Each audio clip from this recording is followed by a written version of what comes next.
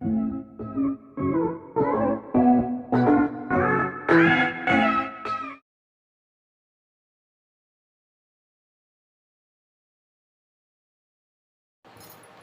मित्रों, मेरे चैनल पर आप सभी का बहुत बहुत स्वागत है।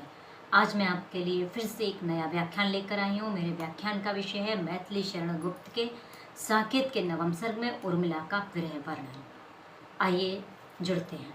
ये नवम सर्ग में उर्मिला का विरह वर्णन। उर्मिला वह पात्र है जिस पर कि कोई भी लेखक, कोई भी कवि की लेखनी अछूती रही। बाकी सब पर तो सबने लिखा, मगर उर्मिला पर लिखने में शायद थोड़ा सा सबने कटौती की। महावीर प्रसाद द्विवेदी जी ने के द्वारा रचित कवियों की उर्मिला विषयक उदासीनता निबंध बहुत सराहा गया। और जब मैथिली शरण गुप्त जी ने पूछा कि गुरुजी मैं क्या लिखूं, तब महावीर प्रसाद द्विवेदी ने उनसे कहा था कि अगर लिख सकते हो तो उर्मिला पर कुछ लिखो। और मैथिली शरण गुप्त ने तभी साकेत की रचना की, और साकेत उन्होंने पूरी तरह से जो समर्पित किया वो एक मुख्य पात्र बनी उर्मिला। उर्मिला का विरह वर्णन, वह उर्मिला जो कि लक्ष्मण के जाने के बाद अपने महल में भी एक तरह से वनवासिनी की भांति रही। उन्होंने अपने वस्त्र आभूषण सबका त्याग कर दिया और वनवासिनी सा जीवन व्यतीत किया। तो आइए आज मैथिली शरण गुप्त के साकेत के नवम सर्ग में से एक अंश,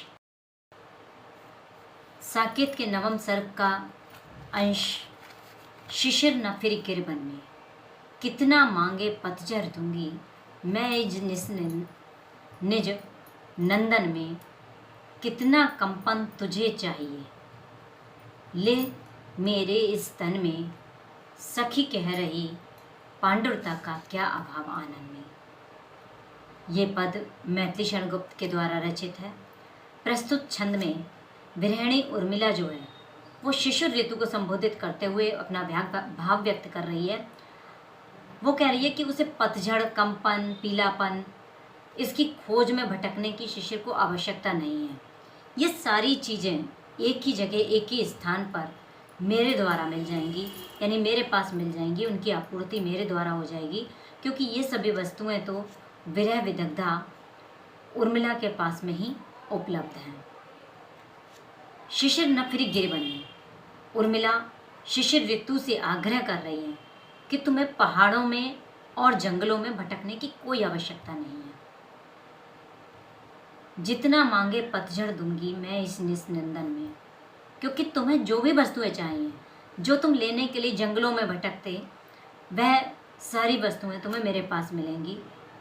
उदाहरण के लिए तेरे आगमन पर लता और वृक्ष के पत्ते झड़ने लगते हैं। मतलब जितना कंपन तुझे चाहिए मेरे स्तन में।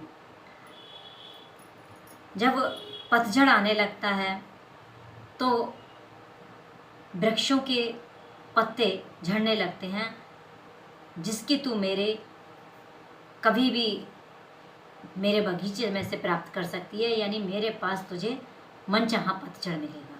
उर्मिला के कथन का मर्म है कि वैसे तो उसका अपना बगीचा भी इन दिनों जब लक्ष्मण अयोध्या में थे तो नंदन वन की तरह बाहर रहता था, सदा बाहर रहता था, किंतु आजकल वो अयोध्या में नहीं है, तो पतझड़ जैसी वीरानी आ गई है। तो इसलिए पतझड़ जैसा मौसम तुझे यहाँ पर मिल जाएगा। अरे शिशिर ऋतु, तेरी एक अन्य विशेषता है कि तेरे प्रभाव से जब शिशिर आती है तो जो है ठिठुरन और कंपन के द्वारा हम लोग कांपते रहते हैं। तो उर्मिला कह रही है कि तेरे प्रभाव से जो ठिठुरन है और कंपन है, उसका जो बोलबाला है, वो तुझे कहीं जाने की आवश्यकता नहीं होगी, क्योंकि मुझसे मिल जाएगा। तू इस कंपन की खोज में पहाड़ों में, जंगलों में वैसे भटकती, मगर वहाँ पर भटकना बेकार है, क्योंकि ये सारी चीज़ें तो तुझे मेरे पास मिल जाएंगी। जितना कंपन तुझे चाहिए ले मेरे स्तन में, जितना कंपन तुझे चाहिए तू मेरे स्तन से ले सकती है, मेरे शरीर से ले सकती है, क्योंकि मेरा शरीर अहर्निशी दिन रात्रि कांपता ही रह रहा है। सखी कह रही पांडुरता का क्या अभाव आनंद में। अब तू मेरे शरीर से कंपन जब प्राप्त कर लेगी तो शिशिर ऋतु में क्या होता है, वृक्षों के पत्तों पर पांडुरता आ जाती है, पीले पीले पत्ते हो जाते हैं। तो उर्मिला कह रही हैं कि अब पीलेपन के संबंध में तुझे आवश्यकता ही नहीं है। पांडुरता जो तुझे जितनी चाहिए वो तुझे मेरे मुंह से ही प्राप्त हो जाएगी, यानी मेरे मुंह पर जो पीलापन आया हुआ है, मेरे मुंह पर जो पीलिमा आई हुई है, उसके द्वारा तुझे संपूर्ण पीलापन मिल जाएगा, पांडुरता मिल जाएगी। इसलिए शिशिर ऋतु तू कहीं भी मत घूम, तुझे जितना भी अभाव है, जितना भी तुझे कंपन चाहिए, पतझड़ चाहिए, पीलापन चाहिए, ये सारी चीज़ें तुझे मुझ में प्राप्त हो जाएंगी। इस तरह से उर्मिला के माध्यम से गुप्त जी ने बहुत ही सुंदर और यथार्थ चित्रण किया है कि उर्मिला का अपने पति के वियोग में क्या स्थिति हो गई है, वो लक्ष्मण की याद में किस तरह की हो गई हैं और किस तरह से वो जो है शिशिर से प्रार्थना कर रही हैं। यहाँ पर उर्मिला ने शिशिर को भाई कहकर संबोधित किया है। इसमें पति वियोग में उर्मिला की दशा का मार्मिक चित्रण किया गया है और इसमें पूरा अलंकार जो है वो सांग रूपक अलंकार है, क्योंकि रूपक के माध्यम से पूरे तरह से इसको बांधा गया है। आशा है आपको मेरी ये वीडियो पसंद आई होगी। आप लोगों के लिए यदि मेरी वीडियो पसंद आई है तो लाइक, कमेंट और शेयर के माध्यम से मुझे ज़रूर बताइए और मेरे चैनल को सब्सक्राइब करना मत भूलिएगा। बहुत बहुत धन्यवाद।